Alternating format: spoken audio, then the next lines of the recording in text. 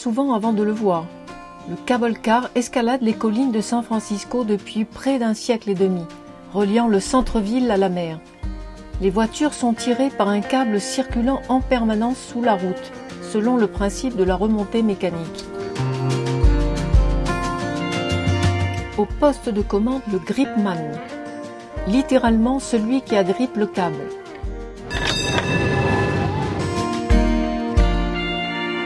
Ça, c'est un grid. Ça marche comme un étau. Le câble avance toujours à une vitesse constante de 15 km/h. Ce levier va se resserrer sur le câble comme un étau, et donc le câble va le tirer. Ce levier ici à droite, c'est le frein principal. Quand je tire vers l'arrière, ça soulève la voiture, ça transfère le poids des roues sur 4 morceaux de bois. Ces morceaux de bois, ce sont les freins. Pour ralentir la voiture, le gripman utilise également ses pédales qui actionnent les freins sur les roues et en cas d'urgence. Cette poignée rouge, à gauche, c'est le frein d'urgence. Si on a un cable car incontrôlable et qu'on ne peut plus l'arrêter, on tire ça et on prie pour que ça marche. Ces cable cars sont vieux. Le système est vieux, mais il est efficace. Efficace et unique au monde, le cable car est aujourd'hui le dernier tramway à traction en service.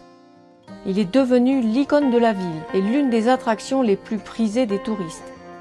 Le cable car a été inventé en 1873 par un certain Andrew Smith Halidi pour gravir en toute sécurité les collines pentues de San Francisco. San Francisco, comme de nombreuses villes au XIXe siècle, accueillait de plus en plus de gens qui ne pouvaient se permettre d'avoir des chevaux et des attelages. C'étaient des émigrants pauvres et des travailleurs pauvres qui avaient besoin d'un moyen de transport pour aller au travail et rentrer chez eux. Le cable car a été inventé pour fournir un moyen de transport urbain, fiable et sûr. À l'époque, la technologie est révolutionnaire. Jusqu'à 23 lignes quadrillent la ville de part en part. L'arrivée des tramways électriques à la fin du 19e et le tremblement de terre de 1906 sonnent la fin de l'âge d'or des cable cars. Petit à petit, ils sont remplacés par les tramways et les bus. Mais les cable cars ont conquis le cœur des San-Franciscains qui se mobilisent pour préserver ces véhicules à l'allure si particulière. 4 lignes sont toujours en service et offrent un moyen de transport 100% écologique. Aucune émission, pas d'essence ni de gaz, seulement des câbles pour faire avancer les wagons. Aujourd'hui, l'entreprise de gestion des transports en commun de la ville a la charge de l'entretien du cable car. Dans cet entrepôt se trouve le cœur de la mécanique. Vous voyez, ce sont les roues qui font bouger le câble et le câble lui-même. Pour les lignes de Powell, Mason, California et Hyde. Et là, ce sont les moteurs qui sont alimentés par un générateur. 13 km de câbles tournent en permanence pour chacune des 4 lignes. Si ce n'est l'électricité qui a remplacé le charbon pour alimenter les moteurs, la technologie n'a pas beaucoup changé depuis le 19e siècle. Parfois, ces câbles cassent, alors on a une alarme qui se met en route et on arrête le service sur la ligne. S'il y a des réparations à faire, on les fait. On met un joint et sinon on change de câble. Là maintenant, c'est très lourd. Chaque nuit, les 40 voitures sont rangées au dépôt et soigneusement inspectées. Gordon Miller travaille ici depuis 14 ans. Son père était gripman avant lui et il connaît chaque détail de la mécanique de ces vieux tramways. Les semelles des roues à l'avant, elles durent 4 à 6 mois environ. Cette pièce de bois-là, sur ce côté ou sur le rail arrière, c'est le frein principal. C'est fait en bois de pin. Et on les change tous les 3 ou 4 jours. Ils ont essayé d'utiliser d'autres matières, mais ça ne marchait pas. Ce n'est pas un moyen de transport rentable. On dépense plus d'argent pour maintenir le système et faire les réparations que ce qu'il rapporte. Donc ce n'est pas un bon business. Très cher à maintenir et pas toujours très pratique. Le cable car ne fonctionne que dans un seul sens, si bien qu'arrivé en bout de ligne, le conducteur doit lui faire demi-tour manuellement. Pourtant, à San Francisco, le cable car n'est pas près de disparaître. Désormais, il fait partie du patrimoine américain.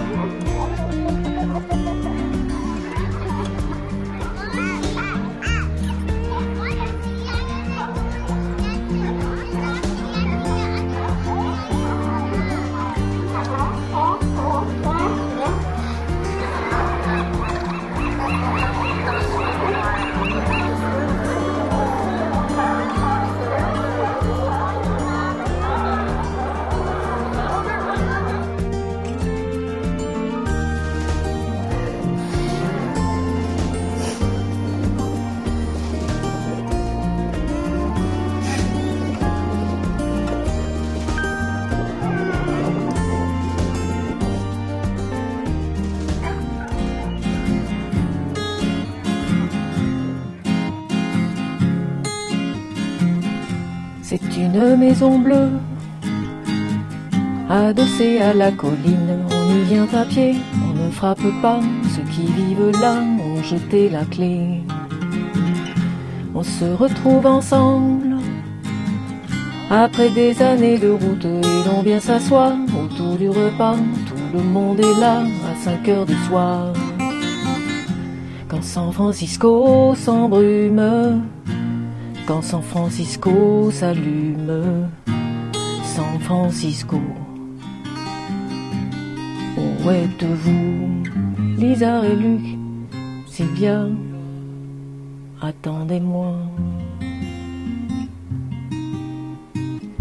Nageant dans le brouillard, enlacé roulant dans l'herbe, on écoutera Tom à la guitare, Phil à la quena, jusqu'à la nuit noire.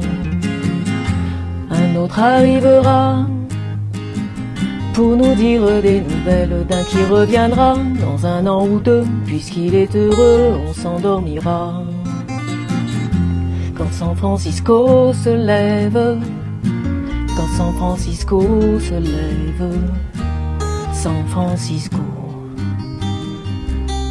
où êtes-vous? Lisa et Luc, Sylvia, attendez-moi.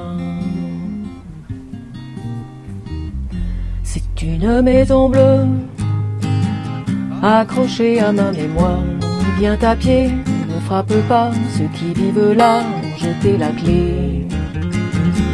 Peuplée de cheveux longs, de grands lits et de musique, peuplée de lumière et peuplée de fous, elle sera derrière, restée debout. Si San Francisco s'effondre, si San Francisco s'effondre, San Francisco, où êtes-vous? Lisa et Luc, Sylvia, attendez-moi. Nous voilà bientôt sur le bateau pour aller sur l'île de Alcatraz, là où a été enfermé Al Capone. Et ouais, donc, bon, il paraît qu'il y a des choses assez étranges qui se sont passées là-bas quand même. Hein. Quand ils ont tourné le film, je sais plus, je crois que c'est Alcatraz justement, il y a eu des phénomènes surnaturels qui se sont passés. Donc je m'attends à tout.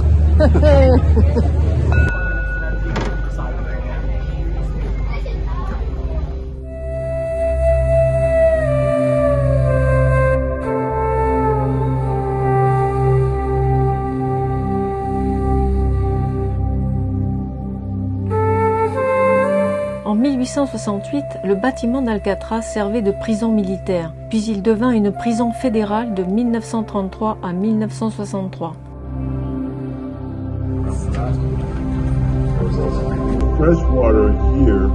Bon, super, on a eu un audio guide en français, donc on va pouvoir comprendre la visite. L'exercice physique était très limité au sein de la prison. De ce fait, leurs conditions physiques n'en faisaient pas des nageurs athlétiques pouvant parcourir à la nage les 2,4 km jusqu'à la rive du continent. De plus, les eaux glaciales de l'océan Pacifique n'encourageaient pas les évasions à la nage. En plus, les gardiens propageaient la rumeur que les requins infestaient l'eau. Cela ne manquait pas de susciter la peur parmi les prisonniers.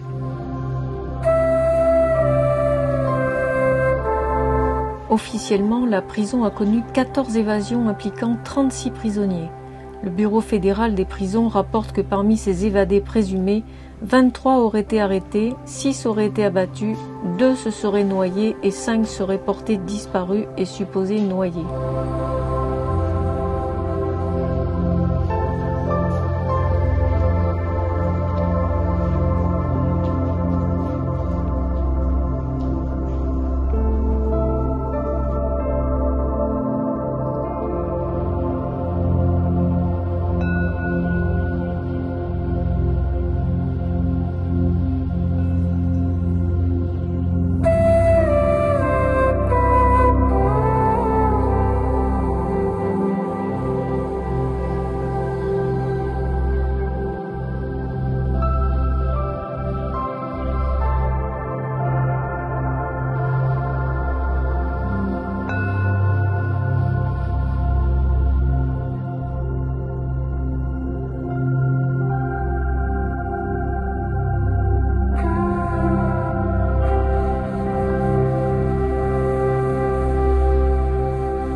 Fuite de 3 détenus de la prison fédérale de haute sécurité d'Alcatraz le 11 juin 1962, laquelle est à l'époque le pénitencier le plus célèbre des États-Unis. Frank Morris et les frères Clarence Anglin et John Anglin prennent la fuite à bord d'un radeau de fortune après avoir creusé le mur de leur cellule. Allen West, un 4e complice, n'a pu se joindre à eux en raison d'un contretemps. Malgré un important dispositif mis en place pour les capturer, ils ne sont pas retrouvés. Les enquêteurs en déduisent qu'ils se sont noyés dans la baie de San Francisco. Cependant, les 3 fugitifs restent toujours recherchés par les autorités.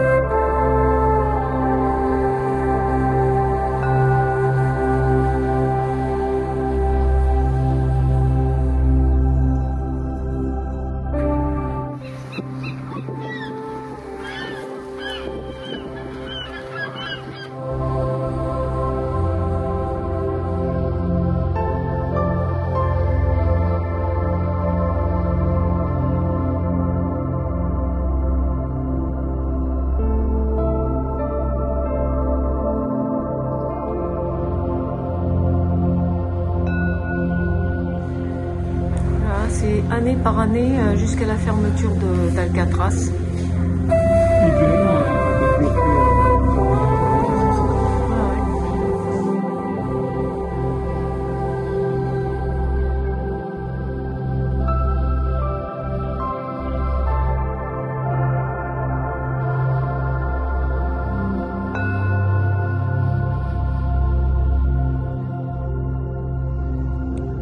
Qu'est-ce qui peut se passer là? Ben, c'est la morgue. Les corps morts, qu'est-ce qu'on en faisait? Ben, ils étaient incinérés à mon avis.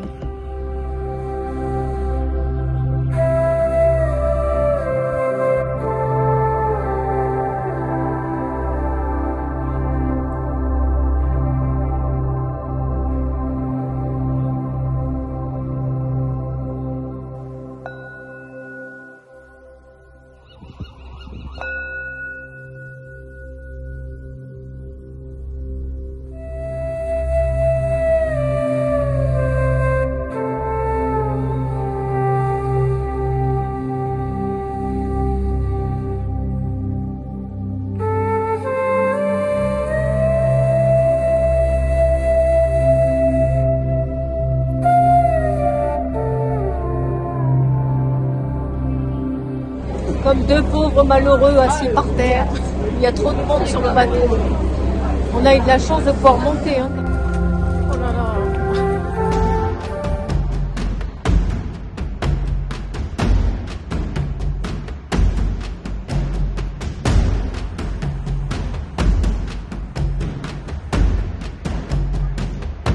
Voilà notre sésame pour le cable car.